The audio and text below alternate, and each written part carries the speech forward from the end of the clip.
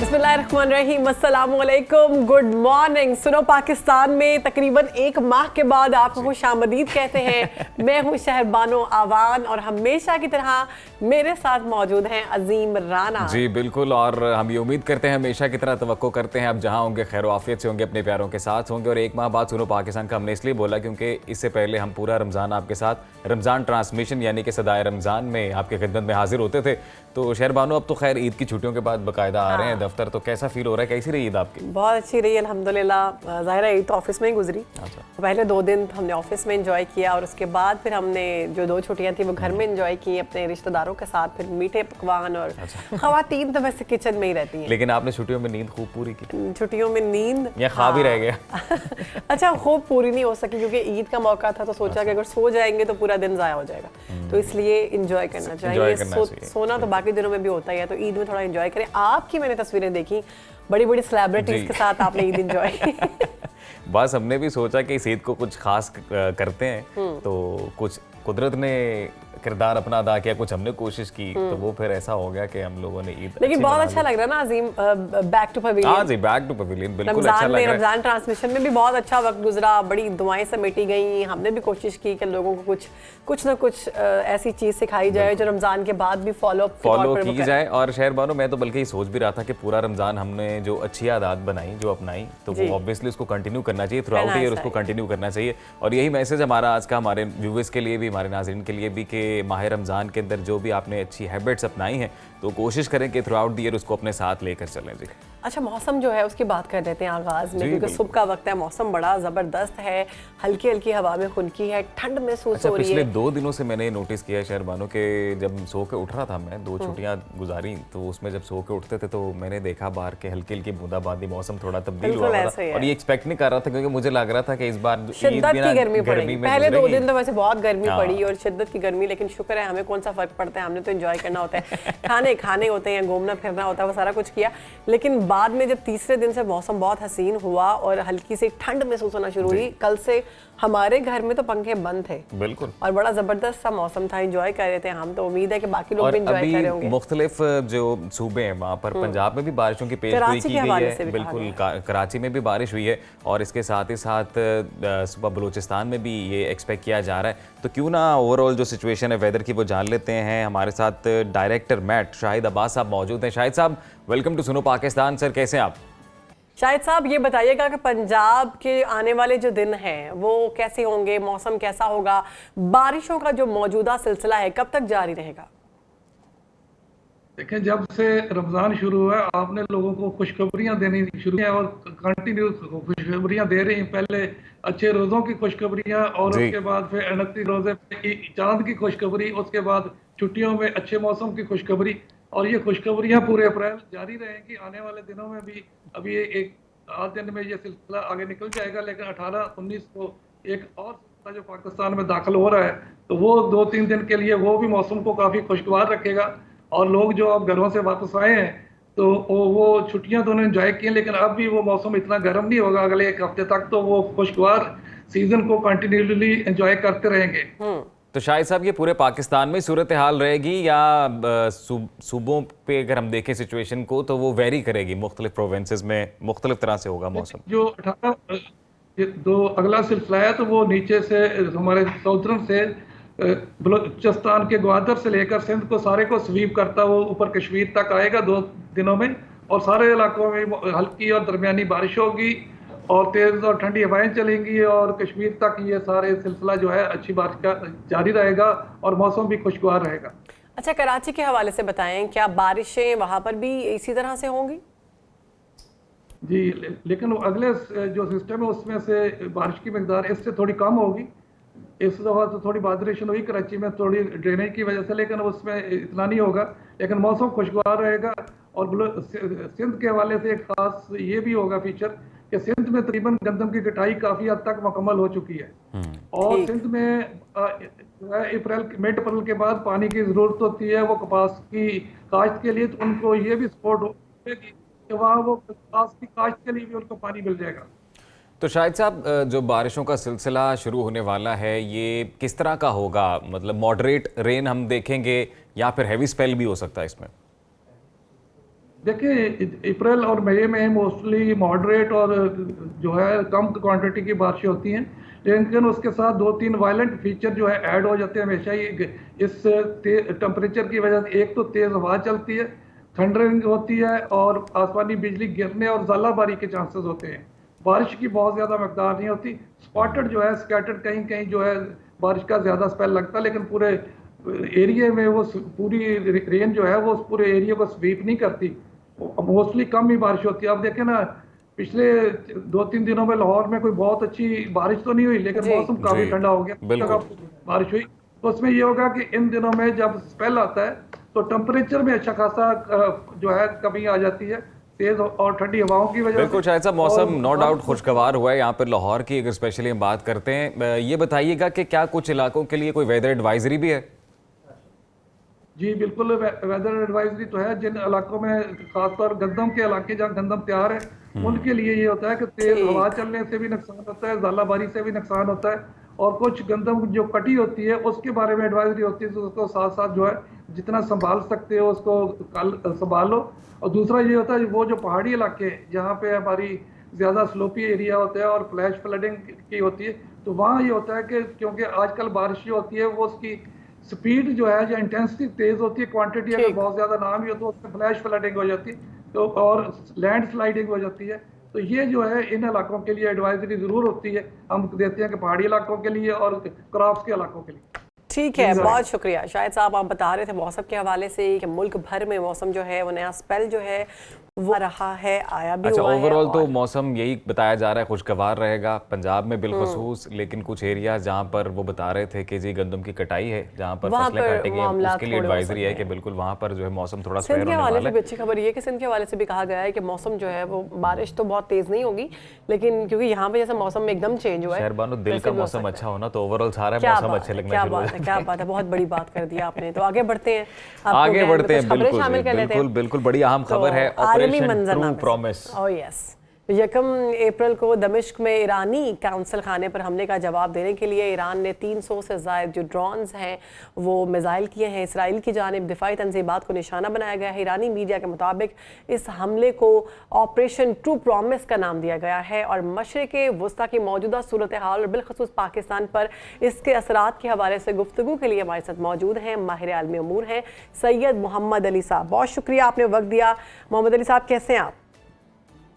बहुत शुक्रिया मोहम्मद अली साहब, हमने देखा है कि ईरान ने दमिश्क में अपने सिफारत खाने पर हमले के जवाब में इसराइल की दिफाई तंसीबात को पहली बार बराह रास्त निशाना बनाया है, तो इस तमाम मामले पर आप भी गहरी नज़र रखे हुए हैं, क्या कहेंगे इस हवाले से?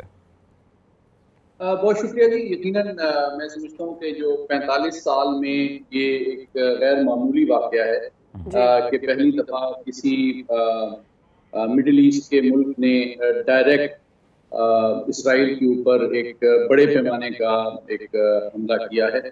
और बेसिकली मैं समझता हूँ कि इसका मकसद जो है वो इसराइल को एक बड़ा वाज़ेह पैगाम देना था, क्योंकि पिछले 45 साल से जो दीगर कई छोटे ममालिक हैं, चाहे वो शाम हो, लबनान हो, इराक हो, यमन हो, और भी कई ममालिक में इसराइल जो है वो जारहाना कार्रवाइयाँ करता रहा है और उसको कोई रोकने वाला नहीं था। लेकिन जिस तरह आपने कहा कि जब ईरानी कौंसिल खाने को दमिश्क में निशाना बनाया गया तो उसके रद्द-ए-अमल में ये कार्रवाई। मोहम्मद अली साहब, सऊदी अरब की अगर हम बात करें तो खित्ते में फौजी कशीदगी की जानिब से उनकी जानिब से थोड़ा तशवीश का इजहार किया जा रहा है। तो तमाम तर मामला जो हम देख रहे हैं, इस सारी सिचुएशन में सऊदी अरब के किरदार को आप कैसा देखते हैं? देखिए, मैं समझता हूँ कि सऊदी अरब का जो किरदार है वो अहम है, लेकिन मैं समझता हूँ कि सऊदी अरब से ज़्यादा जो अहम किरदार इस वक्त मज़ीद कशीदगी में इजाफे से रोकने के लिए जो ममालिक अदा कर सकते हैं वो मुल्क हैं जो कि हकीकत पसंदाना अंदाज में ईरान और इसराइल दोनों के साथ करीबी रवासिम रखते हैं, ताकि वो ऐसे ममालिक, क्योंकि देखें अभी आपने जिस तरह बताया कि 350 के करीब जो है ड्रोन्स, मिसाइल्स और बैलिस्टिक मिसाइल जो फायर किए गए, अभी ताज़ा तरीन जो इतलात आई हैं उसमें 2 बातें मैं आपके सामने रखना चाहता हूँ कि इसमें से अमेरिका ने ये दावा किया है कि 80 के करीब जो ड्रोन्स हैं और 6 बैलिस्टिक मिसाइल अमेरिकी अफवाज ने शूट डाउन। बिल्कुल ठीक, पहली बात। अच्छा, दूसरी बात ये है कि जनाब ये जो कार्रवाई थी उसका अमेरिका और मगरबी ताकतों को ईरान ने 3 दिन पहले वार्न कर दिया था कि वो कार्रवाई करेगा। तो इसका ये मतलब है कि ये इसराइल और मगरबी ताकतों के लिए कोई सरप्राइज नहीं था, उनको पता था कि ईरान ये कार्रवाई करेगा। अलबत्ता तीसरी बात जो इम्पोर्टेंट है वो ये है कि चूंकि ये भी एक हकीकत है कि बड़े पैमाने पे इसराइल के अंदर तबाही तो नहीं हुई है, इससे ये बात साबित होती है कि ईरान का मकसद एक बड़ा वाजे सिग्नल या वार्निंग तो दी गई है ना ईरान की जानिब से, उसको कोई बड़े पैमाने पे तबाही फैलाना या मजीद कोई बड़ी जंग शुरू करना नहीं था। अब मैं आपके सवाल की तरफ आता हूँ। अब अगर मजीद कशीदगी से इस खित्ते को बचाना है तो सफारती सतह पे जो कोशिशें हैं वो जारी हैं, अक़वाम मुत्तहिदा में भी, और G7 का भी कल इजलास हुआ है। मैं लेकिन हकीकत पसंदाना अंदाज में समझता हूँ वो ममालिक जो कि ईरान और इसराइल दोनों के साथ करीबी ताल्लुकात रखते हैं, जिस तरह चीन है, रूस है, ये दोनों ममालिक के इसराइल से भी ताल्लुकात हैं और ईरान के साथ भी बहुत करीबी ताल्लुकात हैं। जबकि मगरबी ताकतें जिस तरह अमेरिका, बरतानिया, फ्रांस तो डायरेक्टली इन ड्रोन्स को गिराने में शामिल रहे हैं, तो उनसे ये तवक्को करना कि वो कशीदगी में कमी ला सकेंगे, इसके इम्कानात कम इस वजह से हैं कि ऑब्वियसली उनको ईरान तशवीश की निगाह से देखता है। सैयद मोहम्मद अली साहब, ईरान के इस एक्ट को जब हम देखते हैं तो आपको क्या लगता है ये एक बैलेंसिंग एक्ट था, अपनी सॉवरेनिटी जो कि जिस पे उन्होंने हमला किया इसराइल ने, उसको वापस क्लेम करने के लिए एक्ट था, या फिर ये साथ ही साथ एक ये भी चीज़ थी कि जो इसराइल का डिफेंस सिस्टम है जिस पे काफ़ी फ़ख्र भी है उन्हें, उसको भी टेस्ट किया गया एट द सेम टाइम? देखिए, अगर जामिया अंदाज में देखा जाए तो मेरे सामने 4 मकासद हैं जो ईरान ने इन हमलों के ज़रिए से हासिल किए हैं। सबसे बड़ा मसला जो ऑब्जेक्टिव है वो सियासी है कि अपनी हुकूमत और निज़ाम हुकूमत जो है उसको दाखिली सतह पे भी मजबूत किया जाए, और जो क्रिटिक्स और अपोजिशन है उनको भी ये पैगाम दिया जाए कि जनाब हम एक मजबूत ताकत हैं और हम वीक नहीं हैं, नंबर 1। नंबर 2 के मिडिल ईस्ट और आलमी बरादरी और मुसलमानों के सामने भी एक सिग्नल किया जाए कि एक ऐसे टाइम पे जबकि 6 महीने से बहुत ज़्यादा जुल्म सितम गजा में हो रहा है, तो सिर्फ एक मुसलमान मुल्क है जो बराह रास्त इसराइल के खिलाफ दिफाई कार्रवाई करने की सलाहियत रखता है। ये दूसरा सिग्नल है। और तीसरा सिग्नल ये है कि जनाब हमारे रेड लाइंस और हमारे जनरल्स और सफारत खाने पे अगर आप हमला करेंगे तो उसकी आपको कीमत अदा करनी पड़ेगी, हम बाकी कमजोर मुल्कों की तरह नहीं है। और चौथा जो मैसेज है वो ये है कि जो इसराइल की मिथ ऑफ इनविंसिबिलिटी है उसको इस ईरान ने ब्रीच किया। बिल्कुल सही। अच्छा मोहम्मद अली साहब, ईरान ने जो इसराइल पर हमला किया उसके बाद हम देखते हैं कि शाम, लेबनान और इराक ने अपनी फ़ज़ाई हदूद को बंद कर दिया है, जबकि उर्दन में भी एमरजेंसी नाफिज कर दी गई है। मशरिक़ वस्ता की जो मौजूदा सूरत हाल है खासी तशवीशनाक नज़र आ रही है। देखिए, ये जो डेवलपमेंट्स आपने शेयर की इसका बुनियादी मकसद ये था, जिस तरह मैंने पहले गुजारिश की, कि अमेरिका और मगरबी जो ताकतें हैं उनको ईरान ने बता दिया था कि हम ये हमला करने वाले हैं। तो जिस तरह के अमेरिका ने अभी कहा भी है कि 60 से 80 ड्रोन्स अमेरिकी अफवाज ने और उनकी फ़ज़ाइया ने मार गिराए हैं, तो बुनियादी तौर पे इराक और उर्दन की जो फ़ज़ाई हदूद को नॉर्मल ट्रैफिक के लिए बंद करने का बुनियादी मकसद यही था कि इसराइल और अमेरिकी जो फ़ज़ाइया है वो वहाँ पे आसानी के साथ कार्रवाई कर सकें, और इसराइल पहुँचने से पहले जो ड्रोन्स और क्रूज मिसाइल्स हैं उनको इराक और उर्दन की फ़ज़ाई हदूद में ही गिरा लिया जाए, और कम से कम जो लोड है और जो ताकत है और जो ड्रोन्स और मिसाइल्स हैं वो इसराइल तक पहुँच सकें, क्योंकि जो उनका एयर डिफेंस सिस्टम है, चाहे वो डेविड स्लिंग हो, चाहे आयरन डोम हो, चाहे एरो हो, कम से कम उनके जो स्टॉक्स हैं वो इस्तेमाल हो सके। सैयद मोहम्मद अली साहब, हमने ये देखा है कि जो ईरानियन अथॉरिटीज़ की जानिब से इस ऑपरेशन के बाद जो मैसेज सामने आया वो ये आया कि जी सक्सेसफुली इस ऑपरेशन को मुकम्मल कर लिया गया, अब इस ऑपरेशन को ख़त्म कर दिया गया, ये ऑफिशियली अनाउंस भी किया गया उनकी जानिब से। तो क्या लगता है सिचुएशन यहीं पर थमेगी या मामला एस्केलेट होगा? देखिए, इस स्टेटमेंट से ये बात साबित होती है कि ईरान का जो बुनियादी मकसद था वो एक बड़ा क्लियर इंटरनेशनल सिग्नल देना था इसराइल को कि वो एक वीक स्टेट नहीं है, और जिस तरह वो दीगर ममालिक के खिलाफ जहरियत करता है ईरान वो बर्दाश्त नहीं करेगा, नंबर 1। लेकिन वो कोई तवील अरसे की जंग या कशीदगी नहीं चाहता है, ये तो ईरान का मौक़िफ़ है। लेकिन दूसरी जानिब अगर आप इसराइल को देखें तो यकीनन उनके लिए ये एक बहुत बड़ा शौक है कि किसी भी मिडल ईस्टर्न कंट्री ने इतने बड़े पैमाने पे उनके ऊपर हमला किया है जो कि जिसके वो आदी नहीं है। तो उनकी अभी कल वॉर कैबिनेट का भी जो इजलास हुआ है उसमें ये बात डिस्कस हुई है कि उनको ईरान के खिलाफ रिटेलिएट करना चाहिए, लेकिन उनके ऊपर भी अमेरिका और दीगर ममालिक का दबाव है कि अगर आपके खिलाफ जारियत की जाएगी तो हम आपको डिफेंड करने में हेल्प करेंगे, लेकिन अगर आप ईरान के खिलाफ कोई मजीद ऑफेंसिव कार्रवाई करेंगे, जारहाना कार्रवाई करेंगे तो फिर हम आपको सपोर्ट नहीं करेंगे।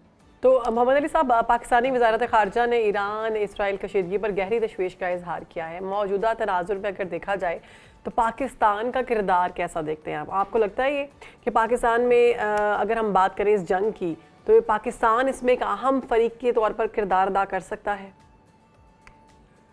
देखिए, मैं समझता हूँ पाकिस्तान का जो दफ्तर खारजा का बयान है वो बड़ा मोहतात और केयरफुल है, और उसमें एक 3-4 जो इम्पोर्टेंट मैसेज हैं इंटरनेशनल कम्युनिटी ईरान और इसराइल के लिए वो ये हैं कि सबसे बड़ी बात ये है कि ये तनाज़ा जो है इससे किसी को फ़ायदा नहीं होगा, और ये नतीजा है 1 अप्रैल को जो हमला इसराइल की जानिब से किया गया था ईरान के कौंसल खाने पे, उसके नतीजे में ये कशीदगी पैदा हुई है।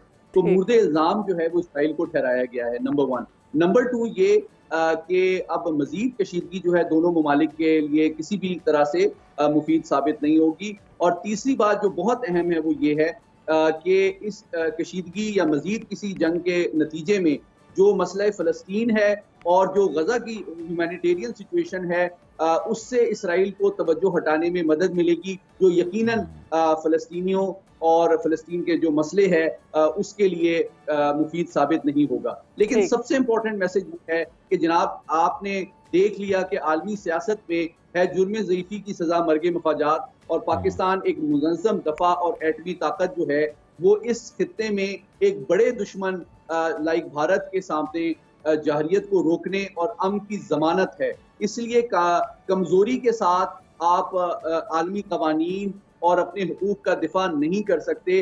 आपको दुनिया में सर उठाने के लिए एक मुनज़्ज़म, मुत्तहिद और मजबूत दिफाई कुव्वत का होना बहुत जरूरी है। लेकिन एक बात जो आखिरी में से कहना चाहता हूँ वो ये है कि ये बताना जरूरी है कि भारत जो है वो भरपूर अंदाज में इसराइल के साथ खड़ा रहा है, वो तो और इसराइल का ताउन भी बहुत बढ़ रहा है, और दोनों ममालिक जो है अपने अपने खित्तों में सिमिलर पॉलिसी अपनाए हुए हैं, जिससे दोनों खित्तों को जनूबी एशिया और मशरिक़ वस्ता के अमन को खतरा है। बहुत शुक्रिया आपका सैयद मोहम्मद अली साहब, आपने सुनो पाकिस्तान को वक्त दिया और ओवरऑल जो इस वक्त सिचुएशन में और बिलखसूस इस वक्त ईरान और इसराइल के माबैन जिस तरह से कशीदगी बढ़ रही है उससे मुतल्लिक अपना तज्जिया पेश किया। यहाँ पर ब्रेक शामिल करते हैं जी, ब्रेक के बाद वापस आएंगे, प्रोग्राम आगे बढ़ाएंगे, कहीं मत जाइएगा, देखते रहिए सुनो पाकिस्तान।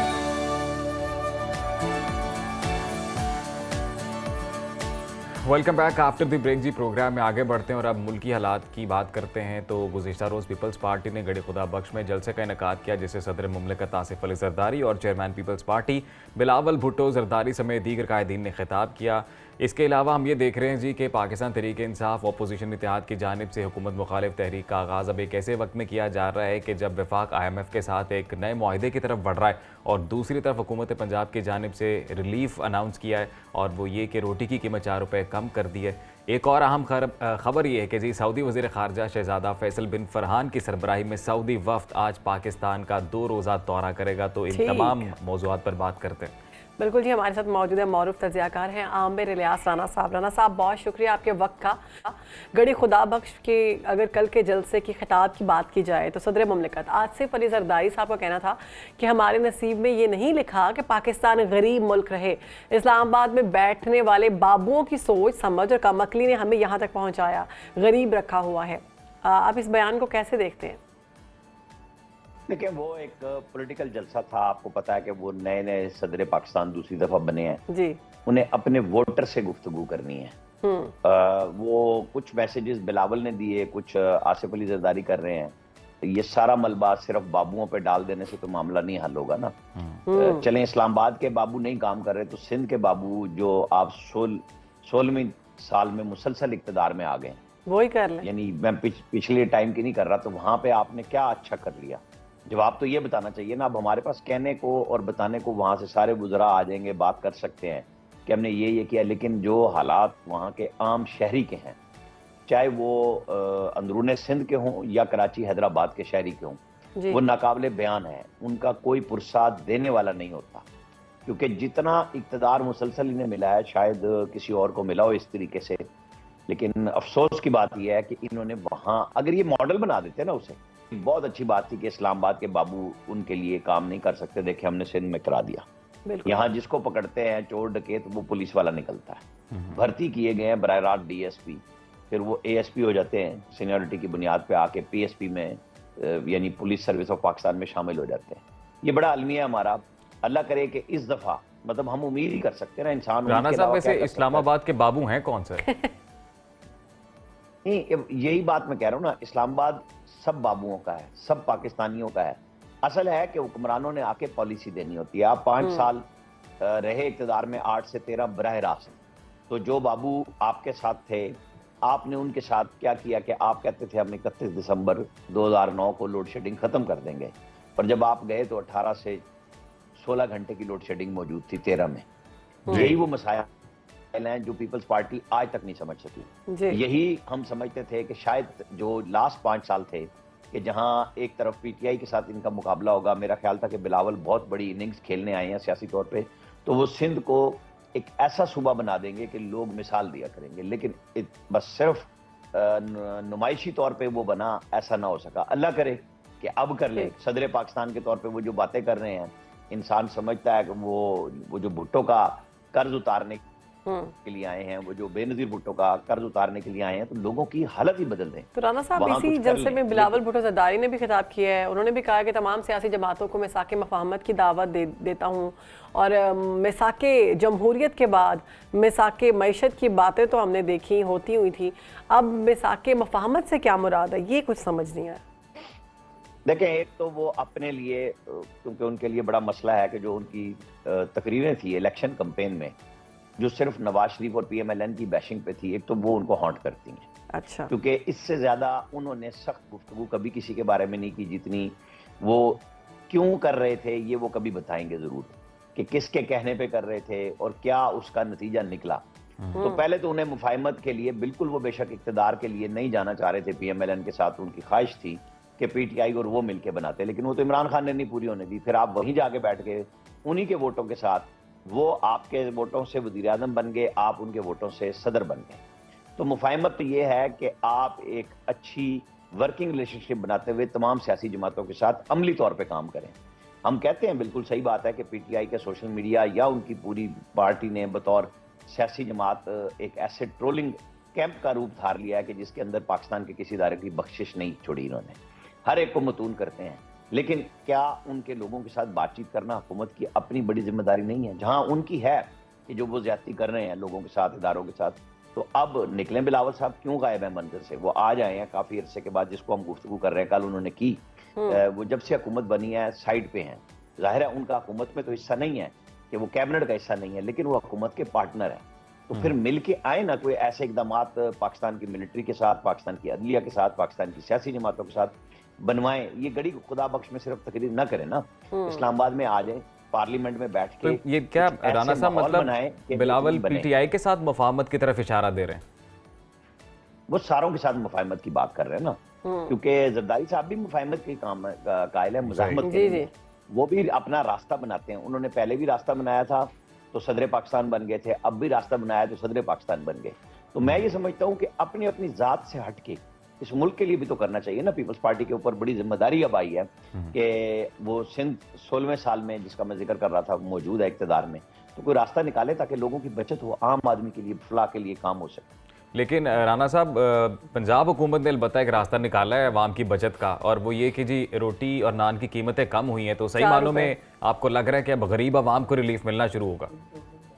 नहीं, देखें, ये बात कहने की हद तक बहुत अच्छी है और अल्लाह करे कि इस पे अमल दरामद हो जाए। मुझे कल लोगों ने पंजाब गवर्नमेंट से मैसेजेस किए, तो मैंने कहा जाके चीफ मिनिस्टर साहिबा को बताएं कि रावलपिंडी में नान बाई एसोसिएशन ने इनकार कर दिया जी फौरी तौर पे कि हम नहीं करेंगे। ये बात है सिर्फ प्रेस रिलीज और मैनेजमेंट कर देने से कि जी अनाउंसमेंट हो गई या नहीं, इसको अमल करके दिखाएं और अमल इस तरह कराएं कि उनको आटा सस्ता मिल रहा हो नान भाइयों को, क्योंकि जाहिर है महंगा खरीद के वो सस्ता नहीं दे सकते। तो मैकेनिज्म अनाउंसमेंट अगर आपने कर दी है तो हमें वो दिखाएं कि आपने इससे पहले क्या काम किया था, क्योंकि एक जवाब आया था पहले मरियम नवाज शरीफ साहिबा का कि जी चूंकि गंदम की वैसे ओवरऑल इंटरनेशनल प्राइसेस गिरी हैं, चूंकि लोग सवाल कर रहे थे कि जी आप गंदम खरीद नहीं रहे, आम किसान रुल गया है, उसके पास। ये आपने राना साहब बिल्कुल बड़ी अहम बात की कि नान बाई एसोसिएशन जो हैं इनको गंदम सस्ती मिलेगी, आटा सस्ता मिलेगा तो ही रिलीफ मिलेगा। जाते जाते राना साहब एक और अहम डेवलपमेंट है, अभी इस वक्त इजराइल और ईरान की सूरत हाल आपके सामने है, दूसरी तरफ पाकिस्तान IMF के साथ मुआहदे में जा रहा है, तो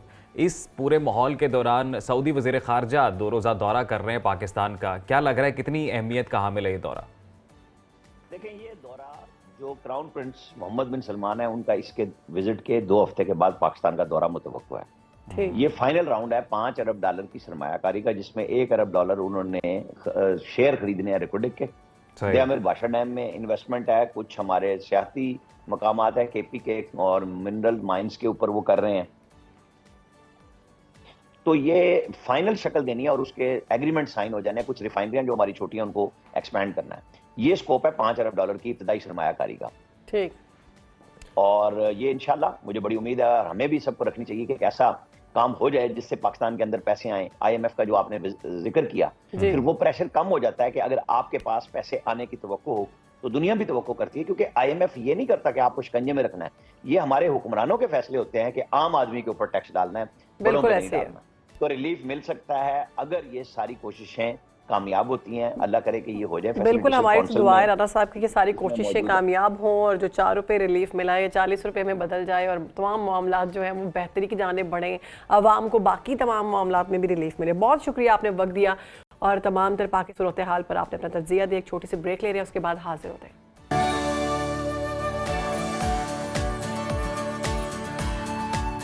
वेलकम बैक। प्रोग्राम में आगे बढ़ेंगे, बात करेंगे खेल के मैदान से। तो पाकिस्तान के खिलाफ 5 मैचेस की T20 सीरीज के लिए न्यूजीलैंड क्रिकेट टीम इस्लामाबाद पहुंच चुकी है और 18 से 27 अप्रैल तक जारी रहने वाली सीरीज के पहले 3 मैचेस रावलपिंडी और आखिरी 2 मैचेस लाहौर में खेले जाएंगे। यहाँ हम आपको ये भी बताते चलें कि पाकिस्तान और न्यूजीलैंड के दरमियान अब तक 39 T20 मैचेस खेले जा चुके हैं, जिनमें 21 पाकिस्तान ने जीते, 17 मैचेस में न्यूजीलैंड को फतह मिली, जबकि 1 मैच बेनतीजा खत्म हुआ।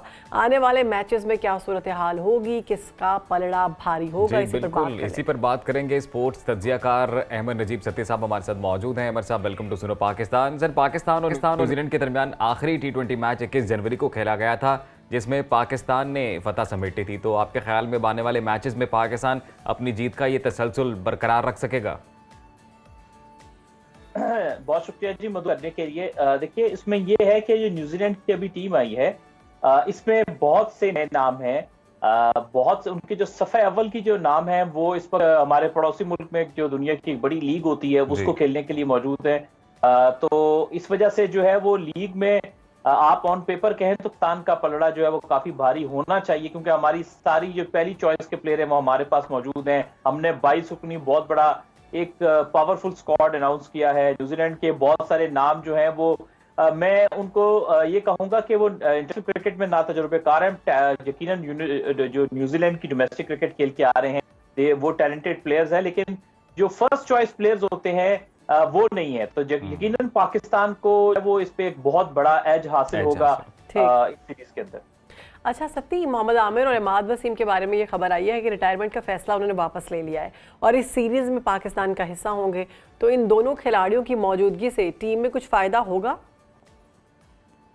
हाँ जी बिल्कुल, एक्सपीरियंस का तो बहुत फायदा होता है, क्योंकि दोनों की रिसेंट फॉर्म भी अच्छी है, दोनों तजुर्बेकार भी हैं, एक्सपीरियंस भी हैं। और बाकी के अभी एक आपको पता है कि काकुल में ट्रेनिंग कैंप है, वो भी अटेंड करके आ रहे, तो यकीनन फिजिकल फिटनेस पे भी काफी फर्क होगा। तो इन दोनों के आने से जो टीम में एक एक्सपीरियंस की कमी थी, जो हम पिछले कुछ सालों से देख रहे थे कि क्रूशल मोमेंट्स पे, प्रेशर मोमेंट्स पे हमारी टीम मैचेस वहां से हार जाती थी। तो मैं ये जरूर तवक्को करूंगा इन दोनों के आने से जो है ना, वो जो एक मिसिंग लिंक था वो फिल होगा। तो सती, क्या लग रहा है अभी वर्ल्ड कप से पहले इस सीरीज का पाकिस्तान में होना कितना खुशाइंद है? पाकिस्तानी टीम को क्या सीखना चाहिए, कितना फायदा होगा? देखिए, पाकिस्तान की जो कंडीशंस होती हैं वो बैटिंग के लिए साजगार होती हैं। तो जैसे अभी रावलपिंडी में पहले 3 मैच हैं, यहाँ पे हमेशा से एक अच्छा बैटिंग विकेट बनता है जिसपे अच्छा बैट पे गेंद आता है, और उसके बाद लाहौर में अच्छा बैटिंग विकेट होता है। तो बैटिंग की प्रैक्टिस तो अच्छी होगी, लेकिन ये है कि वर्ल्ड कप हमारा हो रहा है वेस्ट इंडीज और अमेरिका में। अमेरिका में इतनी ज्यादा हमने क्रिकेट देखी नहीं है, लेकिन वेस्ट इंडीज की विकेट्स जो होती है वो जरा स्लोअर साइड पे होती हैं, जैसे आपको शारजा में स्लो विकेट मिलता है दुनिया के कुछ और जगहों पे। तो सही तो प्रिपरेशन आपकी तब होगी जब आप थोड़े स्लो ट्रैक्स के ऊपर जो है वो प्रिपरेशन करेंगे। ये अच्छा है अपने घर पे खेलना, लेकिन यहाँ पे आपको उन कंडीशंस के हिसाब से जो है ना जजमेंट थोड़ा करना मुश्किल हो जाता है। और आमिर की मौजूदगी जब देख रहे हैं हम लोग, इस हवाले से आपको क्या लग रहा है, वर्ल्ड कप में भी जगह बना लेंगे, वर्ल्ड कप स्क्वाड में भी? हाँ जी बिल्कुल, आमिर की टेक्निकल वजूहात मैं आपके कुछ सामने रख देता हूँ, जिसकी वजह से वो मुझे लगता है कि वो एक परमानेंट हो सकते हैं। वैसे क्रिकेट का खेल है, कहते हैं अपनी बात तो नहीं कही जा सकती, लेकिन हम उनकी करदगी और उनकी जो सलाहियत है उसको देख के जरूर कुछ बात कर सकते हैं। एक तो एक्सपीरियंस है, आपने देखा होगा कि मोहम्मद आमिर जो है वो एक तो पावर प्ले में बिल्कुल रन नहीं देते क्योंकि वो बड़ी टाइट बॉलिंग करते हैं, फिर डेथ ओवर्स में भी वो अच्छी बॉलिंग करते हैं, मिडिल फेज में भी कभी मौका मिल जाए, क्योंकि he is an intelligent bowler. वो कहा जाता है कि अगर आप में टैलेंट है तो शायद आप कुछ साल सर्वाइव करेंगे, लेकिन आप दिमाग से तेज हैं तो आपका सर्वाइवल लंबा होता है। तो आप मोहम्मद आमिर भी उन खिलाड़ियों में से एक, मेंटली बड़े शार्प हैं, एक्सपीरियंस्ड हैं। तो मुझे तो ये लगता है कि मैं वर्ल्ड कप के जो है ना प्लान्स में देख रहा हूँ। और सती, अच्छा, हम ये भी देख रहे हैं कि बाबर आजम के लिए कोई एडवाइस? बाबर आजम के लिए ये एडवाइस है कि बाबर आजम को कहानी मिली है, चले जिस तरह से भी मिली, वो तो एक हम इस बहस नहीं जा सकते। यही है कि माजी में उनसे कुछ अच्छे काम भी हुए, कुछ गलती हुई, तो प्लीज इस मर्तबा जो है ना वो आप अपने फेवरेट्स के बजाय अपने जो टीम के बेस्ट प्लेयर्स हैं उन पे हर प्लेयर पे उसी तरह तवज्जो दें जिस तरह से आप फेवरेट्स पे देते हैं। बिल्कुल, टीम वर्क होना चाहिए। अच्छा सत्ती, हम देख रहे हैं कि न्यूजीलैंड के 2 बड़े खिलाड़ी जो हैं वो इस मैच में, इस सीरीज में हिस्से में मतलब अंदर नहीं शामिल हुए, तो इन 2 अहम खिलाड़ियों की गैर मौजूदगी से क्या फायदा होगा पाकिस्तानी टीम को? देखिए, पहले कोई तकरीबन मेरा ख्याल है कि 5-6-7 ठीक है, पहले 5-6-7 कुछ अहम खिलाड़ी थे जो नहीं थे, उसके बाद जो 2 उनमें से बेहतर थे भी बाहर चले गए।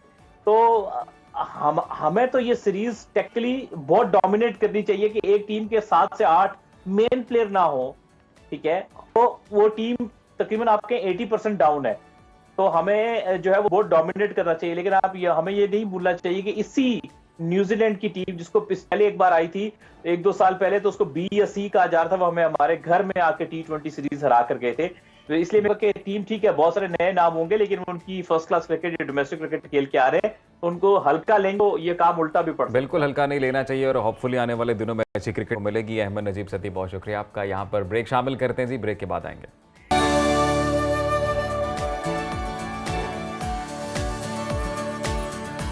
Welcome back after the break. नाजरीन, अब आपको पता है कि ईद उल फितर की छुट्टियों के बाद कारोबारी हफ्ते का बाकायदा तौर पर आगाज़ हो चुका है, और कारोबारी हफ्ते का आगाज़ होते ही तमाम लोगों को अपनी अपनी पड़ जाती है स्टूडेंट्स को अपनी पड़ जाती है, जिंदगी का भी आगाज हो चुका है, वो वाला मामला शुरू हो गया। बाकायदा ईद के बाद काम करेंगे, हाँ, ईद के बाद काम करेंगे। अब वो ईद के बाद वाला मामला अब सब सोच में पड़ गए हैं कि जाहिर है नौकरी पेशा लोग सोच रहे हैं तनख्वाह कैसे बढ़ेगी, कारोबारी लोग सोच रहे हैं कारोबार कैसे बेहतर होगा, स्टूडेंट सोच रहे हैं जी कि मार्क्स अच्छे कैसे आएंगे।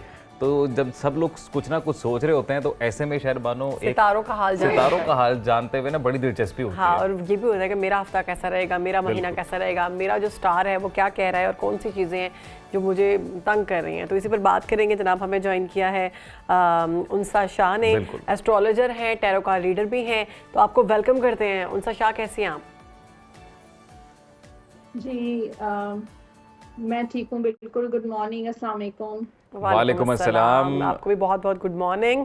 तो अब बताएं हमें फिर, बिल्कुल बिस्मिल्लाह करें जी, सितारों का हाल हमारा हफ्ता कैसा रहेगा तमाम, अगर स्टार्स की बात की जाए 1 बाय 1। एरीज से स्टार्ट करेंगे जी। एरीज से स्टार्ट करते हैं, और एरीज बुर्ज हुमल जिनका स्टार है, उनके लिए 2 ऑफ कप्स का कार्ड है। तो उनके लिए शादी के लिए बहुत अच्छे टाइम लग रहा है। अगर शादी का decision शादी होने वाली है। शादी के लिए अच्छा टाइम है जी एरीज वालों के लिए। जी, लव मैरिज के बहुत अच्छे चांसेस हैं यहाँ पर। अगर बिजनेस में पार्टनरशिप है तो वो भी बहुत इनकी कामयाब रहेगी। अगर बिजनेस अकेले कर रहे हैं तो अगर किसी को अपने बिजनेस में शामिल कर लें तो बहुत अच्छा है। अब जॉब वगैरह के मसले मसाइल हैं या किसी तरह का इशू है तो आपका कोई दोस्त वो आपकी मदद कर सकते हैं, चाहे वो शादी का मैटर हो, चाहे जॉब से रिलेटेड मैटर हो या फाइनेंशियल मैटर हो, आपका कोई फ्रेंड जो है वो आपकी हेल्प करेंगे। टॉरस की बात करते हैं, टॉरस बुर्सोर यहाँ पर 6 ऑफ पेंटिकल्स का कार्ड है, पैसे आने का कार्ड है ये। तो ये हफ्ता फाइनेंशियली जो है टॉरस वालों के लिए बहुत अच्छा रहेगा, स्टेबल रहेगा। सैलरी इंक्रीज हो सकती है और बिजनेस में उनको या इन्वेस्टमेंट की है या प्रॉपर्टी वगैरह, तो इनके लिए बहुत ज्यादा फाइनेंशियली गेन नजर आ रहा है। फायदा आपने टॉरस की सैलरी इंक्रीज होने वाली है। टॉरस को खुश कर दिया आपने, अजीम राना खुश हो गए।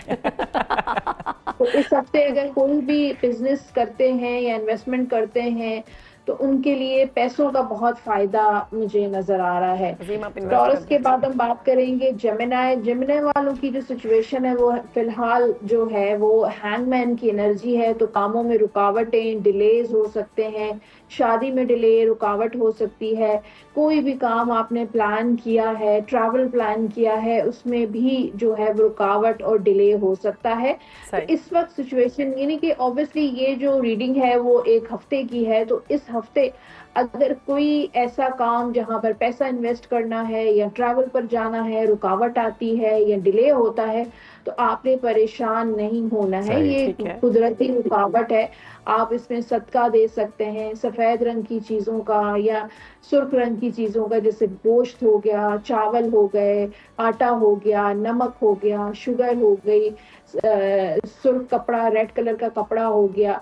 तो ये आप जो है वो सदका दें तो इंशाल्लाह आपकी रुकावटें दूर हो सकती हैं। जेमिनी की बात, जी कैंसर की बात करते हैं। अब कैंसर वालों के लिए भी यहाँ पर तलवारें नजर आ रही हैं। तो ये कार्ड जो है वो थोड़ा सा सपोर्टिंग कार्ड भी होता है कि कुछ जो कैंसेरियंस काम कर करके थक गए हैं, जॉब कर रहे हैं, थक गए हैं कि कोई फायदा नहीं होता मुझे और नौकरी नहीं मिल रही है, कामयाबी नहीं मिल रही है, तो उनके लिए गाइडेंस है कि आपने गिव अप नहीं करना है। आपने अपनी कोशिश जो है वो जारी रखनी है, स्ट्रगल जारी रखनी है। कुदरत आपके साथ है, अल्लाह ताला की ज़ात आपके साथ है और आपने परेशान बिल्कुल भी नहीं। अब शादी के अगर मसले मसाइल बहुत ज़्यादा हैं, मैरिड लाइफ में या शादी हो नहीं पा रही है, तो भी आपने जो है वो नाउमीद बिल्कुल नहीं होना है। अब कैंसेरियंस के बाद बात करते हैं लियो वालों की। लियो वालों जो इस हफ्ते बहुत एहतियात करनी है लियो वालों को। स्पेशली आपने कहीं भी किसी को पैसे उधार नहीं देने हैं और उसके साथ कहीं पैसे, अगर आप कोई कारोबार नहीं शुरू करना है, किसी भी चीज की शुरुआत नहीं करनी है इस हफ्ते। इस हफ्ते आप रुक जाएं, थोड़ा सा टाइम ले लें, सोच लें, समझ लें और आपने इस हफ्ते कोई ऐसा फैसला नहीं लेना है, जैसे शादी का फैसला हो गया, कारोबार का, कोई प्रॉपर्टी की लेन देन है, कोई लॉटरी खरीद रहे हैं, आपने कोई भी ऐसी चीज, ट्रेडिंग हो गई, आपने कोई भी ऐसी चीज नहीं करनी है, वरना आप नुकसान भी आप उठा सकते हैं। वर्गो के बाद है वर्गो को खास जो है ना अपनी सेहत का ख्याल रखना है। वर्गो जो है थोड़ा सा ओवर थिंक कर सकता है, ज्यादा सोच सकता है, सेंसिटिविटी नजर आ रही है, ओवर सेंसिटिविटी नजर आ रही है। रात को आपको नींद जो है वो कंप्लीट लेनी है, सही से सोना है, जैसे 7-8 घंटे जो नींद लेते हैं वो आपने लेनी, क्योंकि वर्गो जो है इस हफ्ते बहुत रेस्टलेस लग रहा है, बहुत बेआराम लग रहा है और बहुत ज्यादा सोच रहा है। फजूल की सोचें उनके माइंड में बहुत आएंगी, ओवरथिंक बहुत कर रहे हैं, चाहे बिजनेस का मैटर है, चाहे रिलेशनशिप का मैटर है, लव लाइफ का मैटर है, तो एक उलझन सी मुझे उनके जहन में लगी है।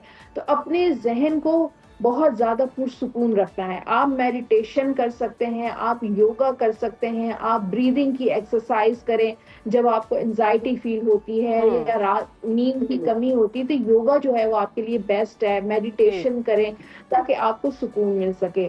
लिब्रा की बात करते हैं, लिब्रा वालों के लिए 6 ऑफ कप्स। अब ये कार्ड जो है अच्छा कार्ड है, पॉजिटिव कार्ड है। अब जो लिब्रा शादी वाले जो करना चाहते हैं उनके लिए बेस्ट टाइम है, बिजनेस के लिए बहुत अच्छा टाइम है, लेकिन ये हफ्ता खर्चे का हफ्ता है लिब्रा वालों के लिए। अच्छा, तो खर्चे में आपने एहतियात करनी है। पैसा आएगा तो सही, लेकिन एक हाथ से आएगा और दूसरे हाथ से खर्च हो जाएगा। ये तो वैसे सबके लिए है।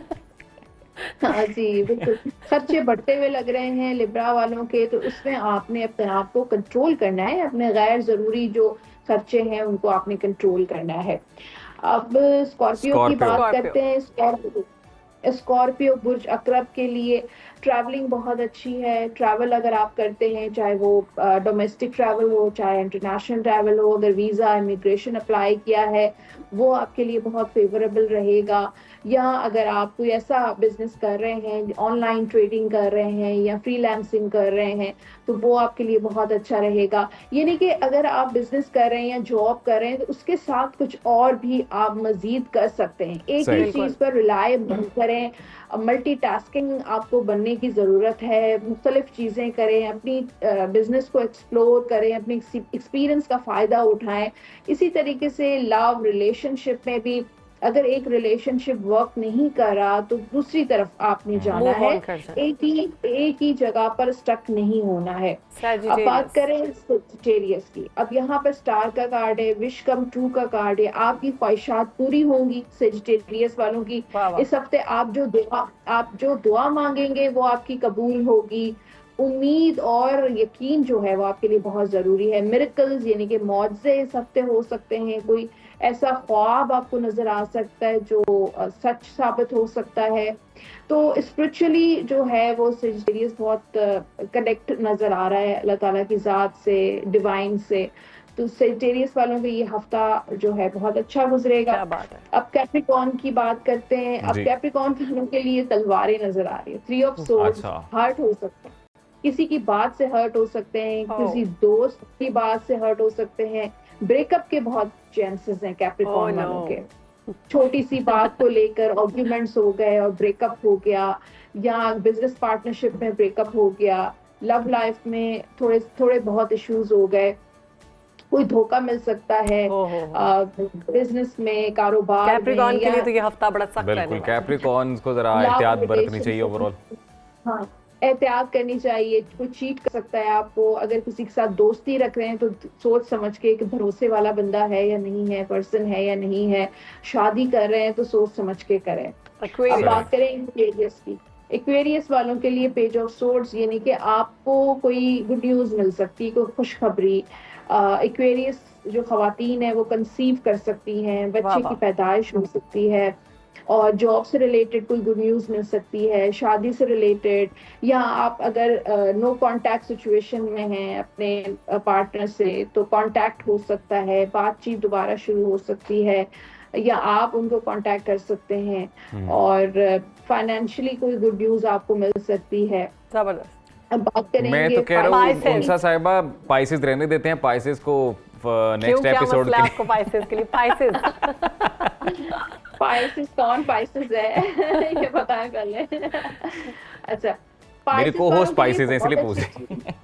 अच्छा, हैप्पीनेस का कार्ड है, विशेस कम ट्रू का कार्ड है। आपकी सबके ख्वाहिशात कोई, यानी कोई ख्वाहिश पूरी होने वाली है, कोई उम्मीद थी, कुछ एक्सपेक्टेशंस थी, वो पूरी हो सकती है। ट्रैवल हो सकता है, हनीमून का प्लान हो सकता है, शादी के बहुत अच्छे चांसेस हैं, खुशियां मिल सकती हैं आपको। आपका अगर ब्रेकअप हो चुका है तो आपका पैचअप हो सकता है। कोई दोस्त नाराज हो गया था, उसके साथ पैचअप हो सकता है, और रिश्तेदारों के साथ मुलाकात हो सकती है। कोई किसी के साथ नाराजगी हो गई थी तो वो दोबारा पैचअप हो सकता है। और लेकिन पाइसेस वालों को भी इस हफ्ते खर्चे का ख्याल रखना चाहिए। ये हफ्ता खर्चे का होगा, पैसा आएगा और जाएगा, प्रॉफिट जरूर होगा। कोई काम कर रहे हैं, फायदा आपको जरूर मिलेगा, लेकिन वही फायदा जो है वो खर्च भी हो जाएगा, तो उसमें भी आपने एहतियात करनी है। और शादी के बहुत अच्छे चांसेस हैं। पाइसेस शादी अगर करता है तो अच्छी जिंदगी आगे नजर आ रही है। तो जिनकी शादी होगी उनके लिए क्या है? अच्छी जिंदगी नजर आ रही जिनकी है। शादी हो चुकी है उनके लिए भी बहुत अच्छा कार्ड है कि आप अपनी विल पावर से, अपनी हिम्मत से अपने मसाइल दूर कर सकते हैं, अपनी मुश्किलात दूर कर सकते हैं। और मैरिड लाइफ में अगर इश्यूज हैं तो वो खुद आप अपनी हिम्मत से, अपनी विल से दूर कर सकते हैं और बेहतरी नजर आ रही है। पाइसेस की मैरिड लाइफ में भी चीजें सेटल नजर आ रही हैं, स्टेबिलिटी नजर आ रही है। क्या बात है, ज़बरदस्त। आपने बहुत ज़बरदस्त तरीके से सारे स्टार्स के बारे में बता दिया कि ब्रेकअप भी आपका ख़त्म हो जाएगा और पैचअप भी हो सकता है, प्यार हमारी तो दुआ है जो ओवरऑल ओवरऑल सबको जो आने वाला वक्त है, हमारी दुआ है कि खैर खैरियत का वक्त हो।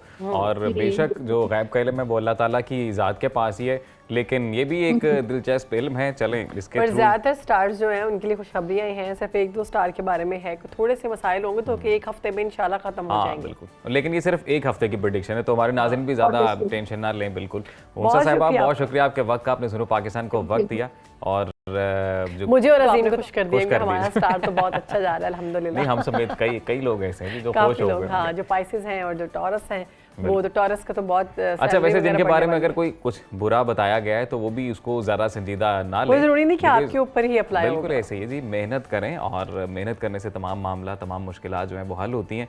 मेहनत तो बुनियादी शर्त है और पॉजिटिव सोचें, अच्छा सोचें तो आपके इर्द गिर्द तमाम चीज़ें अच्छी होंगी। तो जैसे आप सिचुएशन को परसीव करेंगे वो वैसे ही आपके लिए होगी।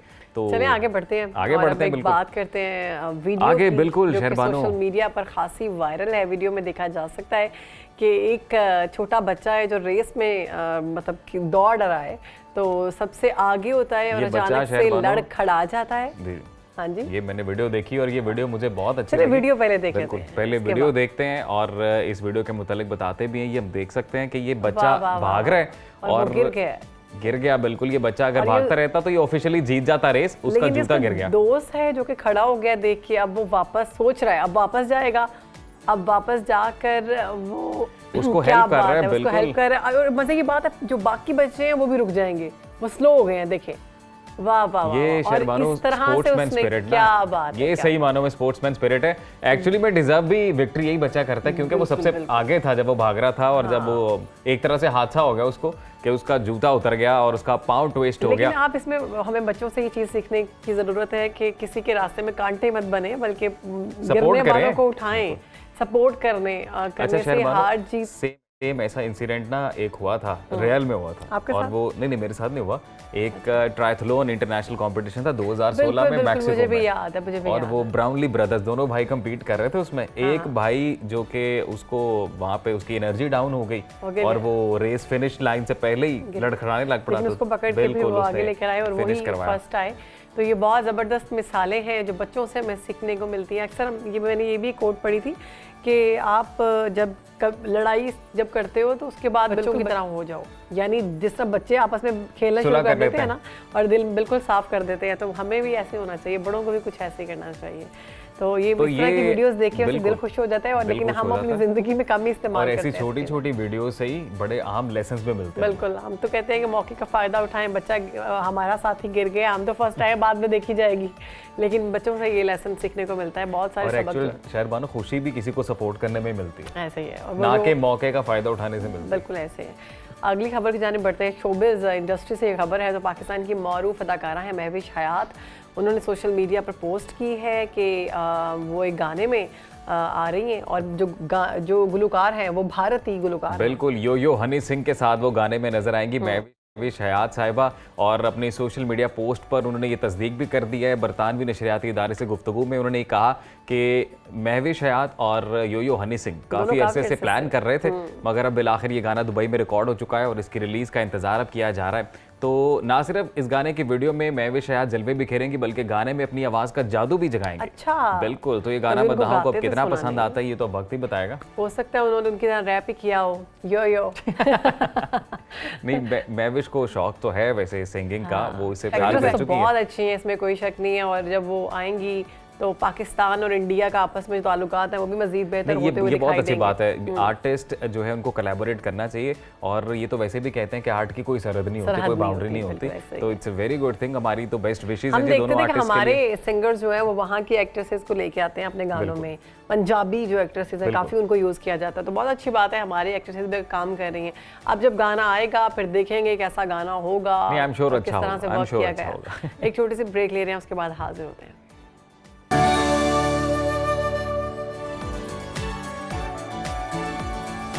वेलकम बैक जी। प्रोग्राम में शामिल करेंगे अब एक इंसान की दरख्त से मोहब्बत की अनोखी दास्तान। तो गोजर खान की तहसील मंदिरा के करीब जीटी रोड के किनारे लगा बरगद का दरख्त अपनी जड़ों से उखड़ चुका था और वो सड़क के किनारे गिरा हुआ था। इसी दौरान हमने देखा, बल्कि ये वीडियो हमने देखी तो उसमें हमने ये देखा कि गाड़ी पर जीटी रोड से गुजरते हुए ख्वाजा मजहर इकबाल साहब, उनकी नज़र पड़ती है इस गिरे हुए बरगद के दरख्त पर, और वो देखते हैं कि लोग इसकी टहनियाँ काट कर ले जा रहे हैं। तो मजहर इकबाल साहब गाड़ी साइड पर रोकते हैं, दरख्त के करीब जाते हैं, जायज़ा लेते हैं और दरख्त को दोबारा जिंदा करने का, उसको दोबारा अपने पाँव पर खड़ा करने का ऐलान करते हैं। और सबसे पहले तो जब वहाँ पर मौजूद लोगों से वो जो ये बात करते हैं, जब ये आइडिया फ्लोट करते हैं, तो लोगों को तो यकीन नहीं आता कि ऐसा हो भी सकता है या नहीं।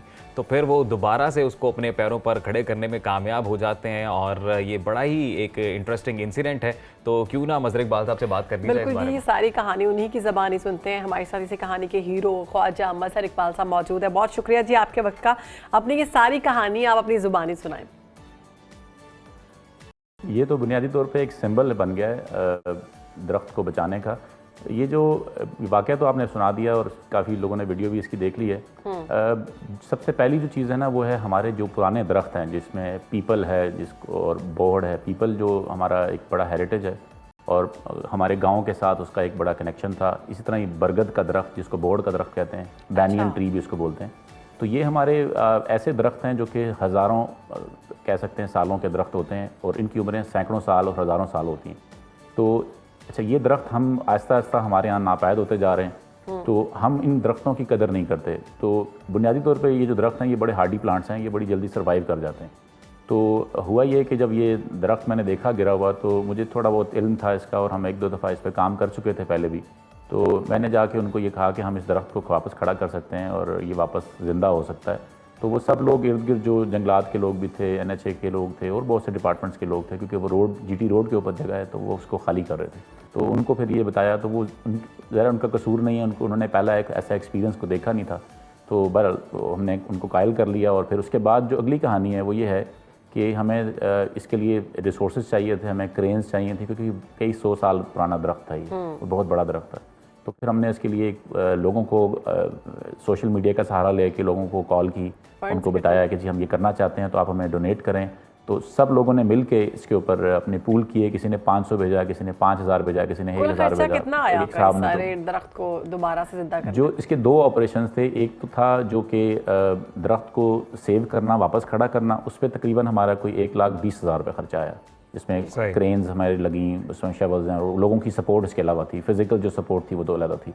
फिर उसके बाद जब हमने इसको खड़ा कर लिया और वापस हमने इसको इसके गिर्द हमने एक दीवार खड़ी की, एक राउंड बनाया और चबूतरा सा बनाया, तो उस पर तकरीबन हमारा कोई लगभग 1 लाख रुपए उस पर लगा। तो टोटल ये कॉस्ट तकरीबन 2,30,000 रुपये से खर्चा आया। लेकिन ये बताइएगा कि मैं भी ये जानने में इंटरेस्टेड हूँ कि ये नॉलेज फर्स्ट हैंड आपके पास कैसे आया कि एक ऐसा काफ़ी पुराना है, वो गिर चुका है और उसकी जड़ें भी बाहर हैं, तो अमूमन तो उसे मुर्दा ही तस्वुर किया जाता है, तो वो दोबारा से ज़िंदा हो सकता है। ये आइडिया सर कैसे आया और क्या तमाम प्लांट्स ऐसे हो सकते हैं, रीस्टोर किया जा सकता है उन्हें? सबसे पहले मैं ये इस पैगाम एक छोटा सा देना चाहता हूँ कि जो भी दरख्त लोग काटने के बजाय उस दरख्त को शिफ्ट कर सकते हैं। मतलब ये तो गिर गया था ना, आप अपने दरख्त को उसी किसी के घर में दरख्त है, किसी की गली में दरख्त है, किसी रोड के अंदर दरख्त आ गया, तो हमें ये करना चाहिए कि हम उस दरख्त को जी उसको शिफ्ट कर सकते हैं। तो ये तो जो बैनियन ट्री है या पीपल है या इस तरह के जो हार्डी प्लांट्स होते हैं, ये तो अगर कई हफ्ते भी पड़े रहें तो इनके अंदर मॉइस्चर रिटेन रहता है। तो ये आप शिफ्ट कर सकते हैं। मुझे वैसे पौधों के साथ पिछले 10-12 साल से शौक़ पैदा हुआ। मेरा अपना फार्म भी है, मेरी एक नेचर के मतलब एक दरख्तों की एक नर्सरी भी है पौधों की, जो कि हम नेटिव दरख्तों पे मैं काम करता हूँ, लोकल दरख्तों पे। तो वो हमने एक नर्सरी भी बनाई हुई है। तो वो हमने मुख्तलिफ जगहों पे जाके इस तरह के दरख्त पहले शिफ्ट भी किए थे और देखा भी था। तो इसका इल्म तो पहले से था, लेकिन मैसेज ये है कि हम दरख्त काटने के बजाय अगर हमारे रास्ते में आ जाए, हमारे घर के दरमियान आ जाए, तो हम उसको खोद के निकाल के दूसरी जगह मूव भी कर सकते हैं, ट्रांसपोर्ट भी। अच्छा मज़र इकबाल साहब, इस वाक़े को लेकर एक और सवाल मेरे जहन में ये आया जब मैंने भी ये वीडियो देखी कि अमूमी तौर पर इंसान की बुनियादी फितरत ये है कि किसी भी काम को जब करना पड़ता है तो कॉस्ट बेनिफिट एनालिसिस वो करता है पहले कि अगर ये काम करने का फ़ायदा ज़्यादा है, नुकसान ज़्यादा है। तो अमूमी तौर पर ये आइडिया भी ज़्यादातर लोगों को होगा कि यार एक दरख्त गिर चुका है, उम्र पूरी कर चुका है शायद, तो इसकी लकड़ी को इस्तेमाल कर लिया जाए और इसकी जगह एक नया पौधा प्लांट कर दें, बजाय कि दोबारा से पैसे लगा के इसी को दोबारा से अपने पैरों पर खड़ा किया जाए। तो इस हवाले से बताइएगा। असल में इसको आप ऐसे समझ लें कि अगर हमारे घर में कोई बुज़ुर्ग हैं जिनकी उम्र 80 साल है, 900 साल है, तो क्या हम उनको, अगर वो बीमार हो जाए तो उनको हॉस्पिटल नहीं लेके जाएंगे उनको? क्या हम उनको मरने देंगे ऐसे ही? बिल्कुल। तो ये जो दरख्त हैं ये सैकड़ों साल पुराने दरख्त हैं। आप आज एक नया पौधा लगाएंगे, उस पौधे को इस पौधे जितना बनने के लिए 100 साल चाहिए होंगे, 200 साल चाहिए होंगे। और फिर जब आप एक दरख्त जब होता है उसके ऊपर जो ख़ासतौर पर बैनियन ट्री के बारे में कहा जाता है, इस पर 60 किस्म के जानदार पलते हैं, इस पर गलेरियाँ होती हैं, इस पर मुख्तलिफ हशरात होते हैं, इस पर इसके फ्रूट परिंदे खाते हैं, इन पर घोंसले बने होते हैं। तो ये 60 किस्म के लोगों का घर भी था। फिर इसके नीचे एक पूरी दुनिया आबाद होती है, लोग आके नीचे इसके गाड़ियाँ खड़ी करते हैं, लोग बैठते हैं, पंचायतें करते हैं। हमारे गाँव का ये माहौल था, बन और पीपड़ और बोहड़। तो ये तो वो सारी चीज़ें तो आप वापस नहीं ला सकते। तो कई दफ़ा आप कॉस्ट बेनिफिट एनालिसिस के बजाय सिम्बॉलिकली हम जब ये काम करते हैं, ये एक सिंबल था, ये बुनियादी तौर पर ये सिर्फ दरख्त नहीं है। इस तरह के कई इस वक्त हम बात भी कर रहे हैं ना, आज के दिन में भी पाकिस्तान के मुख्तलिफ शहरों में कई हज़ार दरख्त काटे जा रहे हैं। आप इर्द गिर्द गाँव में जाएँ तो इसकी कोई कदर नहीं कर रहा। तो इससे एक मैसेज ये जाता है कि हमें अपने दरख्तों को बचाना है, ख़ासतौर पर पुराने दरख्तों को बचाना है। अच्छा, जो दरख्त काटने वाले लोग हैं ना, या दरख्तों को जलाने वाले लोग हैं, उनको ये टिम्बर नज़र आता है, उनको एक समझ लें ऐसे नज़र आता है जैसे कि गोश्त खाने वाले को जब जानवर देखता है तो उसको गोश्त नज़र आता है। इस तरह ही लकड़ी काटने वाले को जो है ना, दरख्त जो है वो सेहतमंद दरख्त नज़र आता है, ये कि एक टिम्बर है, ये इसको काटे और जला ले, पीस ऑफ वुड। अच्छा मज़र इकबाल साहब, आपको किसी ने कॉल करके बताया या फिर आपने खुद गुजरते हुए इस दरख्त को गिरे हुए देखा और उसके बाद? असल में ये कहानी ऐसी है कि मैं ये समझता हूँ ज़ाती तौर पे कि मेरी ये ड्यूटी बन गई हुई है। मैं पिछले 10 साल से, मेरी ये तबलीग है, मेरी ये लाइफ मिशन है। तो होता क्या है कि जब ये मेरा बिलीफ है, इसको मैं ऐसे अपना बिलीफ समझता हूँ कि बुनियादी तौर पर इस दरख्त ने मुझे बुलाया था। तो हालांकि मेरा वो गुज़रगाह नहीं थी, तो मैं तो फैमिली के साथ एक काम से जा रहा था। तो अगर ये एक कॉल है, एक नेचर कॉल थी जो कि इसके साथ हुई, तो वो एक समझ लें ऐसा कनेक्शन है। और इस तरह से आपकी ज़िंदगी में बहुत से ऐसे आप रिलेट कर सकते हैं इंसिडेंट्स कि आप वहाँ पे नहीं होना था आपने, लेकिन वो एक नेचर कॉल थी। तो मेरी नज़र में तो ये इस दरख्त के साथ मेरी मोहब्बत, या मेरी बैनियन ट्री के साथ, या इन दरख्तों के साथ, पुराने दरख्तों के साथ मोहब्बत की वजह से, अगर मैं यहाँ ना आता तो मुझे कोई कॉल करके बुला लेता, लेकिन मैं तो वैसे ही गुजर रहा था वहाँ से। तो वैसे ही वो एक मैसेज दे रहे हैं लोगों को जो दरख्तों को काटने की बातें करते हैं और चाहते हैं कि दरख्त काट दिए जाएं और बाकी तमाम जगह जो है साफ़ कर दी जाए। जी अच्छा, ये छोटी सी बात मैं ये कहना चाहूँगा कि आप सिंपल, अगर आपने किसी भी बंदे को जज करना है ना कि ये महज़ब इंसान है या ये गैर महज़ब है, या ऐसा कह लें कि एक जंगली इंसान और एक सिविलाइज इंसान में फ़र्क ये है कि जो सिविलाइज इंसान होगा वो दरख्त लगाएगा और जानवर को बचाएगा, और जो जंगली इंसान होगा वो जानवर को मारेगा और दरख्त को काटेगा। तो अगर आप सिविलाइज इंसान बनना चाहते हैं तो दरख्त और परिंदे बचाएं, और अगर आप जंगली और अपने आप को ऐसा कहलवाना चाहते हैं तो दरख्त काटें और परिंदे मारें। बिल्कुल, बहुत शुक्रिया आपका। आप मज़र इकबाल साहब, आपने बड़ा अच्छा दिया और बड़ा नेक काम आप कर रहे हैं। हमारी बेस्ट विशेस आपके साथ है। बिल्कुल आप हीरो हैं, और हम ये उम्मीद करते हैं, तवक्को करते हैं कि इसी तरीके से जो नेचर कॉल है वो आपको आती रहेगी और आप मुख्तलिफ जगहों पर पहुंच के जो ग्रीनरी है उसको रिस्टोर करते रहेंगे। पैदा किया जाए। अभी तो ऐसा होता है कि मुझे हर हफ्ते मुख्तलिफ जगहों से कॉल्स आती हैं जी के, और इसके बाद से तो कई सैकड़ों दरख्तों को हम बचा चुके हैं। और हम क्योंकि दरिया स्वां को, अभी आप लाहौर में है ना, तो दरिया रावी, मैं एक छोटा सा मैसेज देना चाहता हूँ कि हर शहर के साथ एक दरिया बह रहा है या नाला बह रहा है, उसको हम पोल्यूट कर रहे हैं। तो हम हमारा रावलपिंडी में एक नाला लई है, उसके साथ दरिया स्वां है, तो हम दरिया स्वां को साफ़ करना चाहते हैं। हमारे एक दोस्त हैं अबू ज़र हैं, वो लाहौर में, वो रावी को साफ़ करने के मिशन पे हैं। तो हमें अपने दरियाओं को पोल्यूट नहीं करना, हमें नेचर वापस प्रिजर्व करनी है, ताकि हम बनिस्बत जू बनाने के बजाय अगर हम दरख्त लगा दें बड़े बड़े, तो परिंदे और जानवर और उस पे आपने मज़र इकबाल साहब, ऐसे ही हीरोज़ की हमें ज़रूरत है, ऐसे ही लोग जो पाकिस्तान का फ़ायदा सोचें, अपनी मिट्टी का फ़ायदा सोचें। और एक्चुअली में सही मानों में एक सिविलाइज्ड कौम कैसे होती है वो ऐसे ही होती है। बिल्कुल तो ऐसा है मेरा पाकिस्तान। एक छोटी सी ब्रेक ले रहे हैं, उसके बाद हाजिर होते हैं।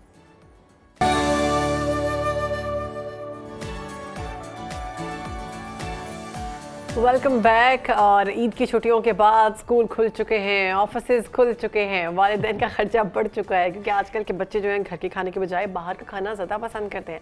हालांकि एक रिपोर्ट और तहकीक के मुताबिक बताया गया है कि 3 या 4 दिन या इससे ज़्यादा जो बच्चे जंक फूड खाते हैं वो तलबा का रिजल्ट जो है शदीद मुतासिर होता है। तो बच्चों के लिए कुदरती खुराक कितनी ज़रूरी है, 5 से 10 साल के बच्चों के लिए लंच बॉक्स का मेन्यू क्या होना चाहिए, एक हफ्ते में ज़्यादा से ज़्यादा कितनी बार हम या बच्चे जंक फूड इस्तेमाल कर सकते हैं, ये सवाल तो मेरे दिल के बहुत करीब है। बिल्कुल, और इन तमाम सवालात का शहरबानो हम इन तमाम सवालात के जवाबात लेते हैं। आज हमारे साथ मौजूद है माहिर ग़िज़ाइयत आयशा सदीक़ा साहिबा। आयशा साहिबा, वेलकम टू सुनो पाकिस्तान, कैसी हैं आप? थैंक यू, अल्हम्दुलिल्लाह, आई एम फाइन।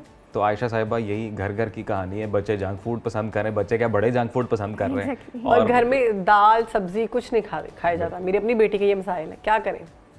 सबसे पहले तो हमें ये पता होना चाहिए कि जंक फूड होता क्या है। बिल्कुल, ठीक है, तो उसकी एक प्रॉपर डेफिनेशन है कि जंक फूड एक्चुअली क्या चीज़ है। जंक फूड एवरीथिंग, जो भी ऐसी चीज़ है, जो भी ऐसा खाना है जो आपको फ़ायदा कम दे और नुकसान ज़्यादा दे, एग्जैक्टली उसे हम कहते हैं जंक फूड। ठीक है, तो अब उसमें कौन सी चीज़ें आ जाती हैं, वो हमें खुद भी कुछ चीज़ें पता हैं जिनको हम नज़रअंदाज कर लेते हैं, लेकिन हाँ बिल्कुल हमें पता है उन चीज़ों के बारे में। तो पिज़्ज़ा, बर्गर, बेकरी आइटम्स जितनी भी हैं वो सारी, फ्राइड चिकन, एग्जैक्टली जो जितनी भी डीप फ्राइड चीज़ें हैं, इसके अलावा बेकरी आइटम्स हैं, या जितनी प्रोसेस चीज़ें हैं, जिसको हम लोग सिंपली अगर ये कह दें कि जो प्रोसेस चीज़ें हैं जिनमें ज़्यादा प्रोसेसिंग हुई है, जिनमें ज़्यादा से ज़्यादा शुगर एडिड है या सॉल्ट एडिड है, उनको हम जंक फूड आइटम्स कहेंगे। तो एग्जैक्टली ये चीज़ें हमारे लिए ऑब्वियसली नुकसानदेह हैं। तो इसको अगर हम लोग रिड्यूस करना चाहते हैं अपनी इसकी कंजम्पशन, तो उसके लिए बेहतरीन तरीका ये है कि उसको स्लोली एंड ग्रेजुअली अपनी डाइट में से जो है वो एक्सक्लूड करें। जैसे अगर आपको आदत है कि आपने हफ्ते में 3 से 4 दफ़ा जंक फूड खाना है, तो कोशिश करें कि उसको आहिस्ता आहिस्ता फिर आप पहले हफ्ते में 1 दफ़ा पे लेकर आएँ, फिर उसके बाद उसको आप 15 दिन में 2 दफ़ा लेकर आएँ, 1 दफ़ा लेकर आएँ, फिर आहिस्ता आहिस्ता आप उसको महीने में जो है वो 1 से 2 दफ़ा ले लें।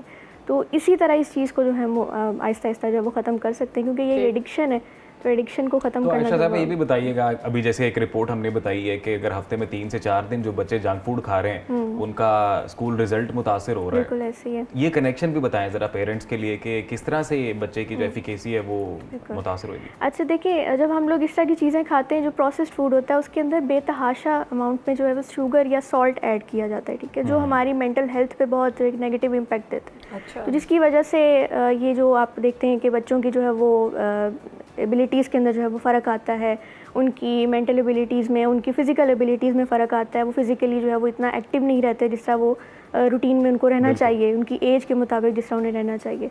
तो ये सारे इफ़ेक्ट्स जो हैं वो इससे लिंक्ड हैं कि उसमें जितनी भी जो है वो प्रोसेसिंग के अंदर जो चीज़ें यूज़ की जाती हैं वो बच्चों के लिए नुकसानदेह होती है। अच्छा, हम अपने बचपन को देखें तो हमारे बचपन में फास्ट फूड ना होने के बराबर था। कभी ईद पर किसी ने खिला दिया तो ठीक है, वरना हम घर का ही खाना खाते थे। और हमारे पेरेंट्स भी कहते थे यही खाओ वरना भूखे रहो, और फिर हमें खाना पड़ता था। अब आजकल के बच्चों को बेशक आप भूखा रखें, वो कहते हैं हमें फास्ट फूड चाहिए, हमें फ्राइज़ चाहिए, हमें फ्राइड चिकन चाहिए, टेंडर पॉप्स चाहिए। इन चीज़ों से ग्रेजुअली कम हुआ जा सकता है। दाल और सब्जी से कैसे प्यार कराएं, मसला ये है। अच्छा, सब्ज़ी का तरीका ये है कि अगर आप बच्चे सब्ज़ी नहीं खा रहे, वैसे अगर जैसे रॉ फॉर्म में नहीं खा रहे, या फिर जैसे सालन वगैरह रूटीन में बनता है उसमें नहीं खा रहे, तो उसका बेहतरीन तरीका ये है कि उनको उनकी फेवरेट आइटम्स में सब्ज़ी ऐड करके दें। जैसे बच्चे जो हैं वो शवारमा या फिर इस तरह की चीज़ें बहुत शौक से खाते हैं, तो कोशिश करें कि आप होम मेड बनाएं। मतलब आप पराठा रोल अगर बना रहे हैं, घर में बनाएं, तो वो ज़्यादा बेहतरीन है कि आप एक सिंपल एक छोटी सी रोटी बनाएं, उसमें 1 से 1.5 चम्मच देसी घी ऐड कर लें, वो एक बेहतरीन मील होगा बच्चे के लिए। और मीट की बजाय उसमें वेजिटेबल्स ऐड करके रोल करके बच्चे को नहीं, आप मिक्स कर सकते हैं उसके अंदर। आप मीट भी चिकन बिल्कुल चिकन ऐड कर सकते हैं उसके अंदर। आप उसके अलावा वेजिटेबल्स, उनकी फेवरेट वेजिटेबल्स ऐड करें। उसके अंदर आप कोई सॉस वगैरह भी ऐड कर सकते हैं, जैसे चिली सॉस है, या फिर 1 टीस्पून ऑफ मायनीज़, ताकि एक सिर्फ एक टेक्सचर आ जाए, बिल्कुल एक ड्राई सी चीज़ ना लगे बच्चे को। तो वो बच्चे बहुत शौक से खाएंगे। और अगर आप उनको घर की चीज़ें बना के उनको बाहर की तरह प्रेजेंट करके देंगे, बिल्कुल उसी तरह रोल करके देंगे, तो वो बच्चे यही समझेंगे कि ये बाहर की ही कोई चीज़ है। तो आहिस्ता आहिस्ता उनके टेस्ट बड्स उसको एक्सेप्ट करना स्टार्ट कर देंगे। तो आयशा, ये भी बताएं कि वेजिटेबल्स खाने का वाकई में कोई बहुत हैवी किस्म का फ़ायदा होने वाला है, या ये ओवररेटेड है कॉन्सेप्ट? नहीं, बिल्कुल फ़ायदा है, क्योंकि आपको जितने बेसिक विटामिन्स और मिनरल्स रिक्वायर्ड होते हैं हेल्दी लाइफ के लिए, हेल्दी डाइट में, वो आपको वेजिटेबल्स और फ्रूट्स में से मिलते हैं। तो अगर आप ये डाइट में नहीं ऐड करेंगे तो ज़ाहिर बात है कि आपके अंदर विटामिन्स और मिनरल्स की कमी होगी।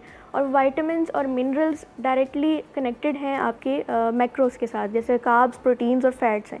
अगर विटामिन्स नहीं होंगे, मिनरल्स नहीं होंगे, तो ये तीनों एलिमेंट्स भी आपकी बॉडी में एब्जॉर्ब नहीं हो पाएंगे। तो वो इनडायरेक्टली देखा जाए तो हर चीज़ आपस से कनेक्टेड है।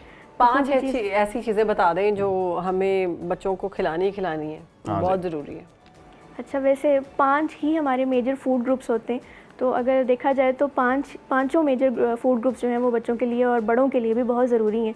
एक तो आ जाते हैं अब आपके पास फ्रूट्स और वेजिटेबल्स, ठीक है, और उसके बाद आ जाते हैं जी हमारे कार्ब्स के अंदर जो हैं वो मुख्तलिफ़ किस्म की रोटी वगैरह या फिर ओट्स चीज़ें आ जाती हैं।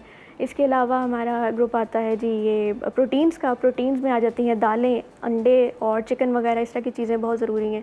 फिर उसके अलावा आ जाते हैं जो हमारे फ्लूइड कंटेंट या वाटर कंटेंट, जिसके अंदर आप जूसेस वगैरह के फॉर्म में या पानी की इंटेक जो है वो आपको पूरी होनी चाहिए। और इसके अलावा फिर हमारा जो लास्ट पोर्शन आ जाता है वो है जी हमारी मुख्तलिफ़ किस्म की जो ये मील्स वगैरह जैसे हम लोग लेते हैं, ये फ़ैट्स के साथ जैसे लेते हैं, फ़ैट्स में हमारी जो मील्स हैं उसमें आ जाते हैं नट्स वगैरह आ जाते हैं। इसके अलावा ऑलिव ऑयल है या इस तरह की चीज़ें। आयशा साहब, अब एक बैलेंस्ड बच्चे का स्कूल टिफ़िन कैसा होना चाहिए, ये बता दें, इसमें क्या क्या होना चाहिए? ये बहुत अच्छा टॉपिक है आपका और ये बहुत ज़रूरी है इस बच्चों को, पेरेंट्स को इस चीज़ के बारे में गाइड करना। तो अगर हम लोग बच्चों के टिफ़िन की बात करें तो कोशिश ये करें कि उसमें सबसे ज़्यादा जो है वो प्रोटीन का पोर्शन जो है वो लाजमी ऐड हो।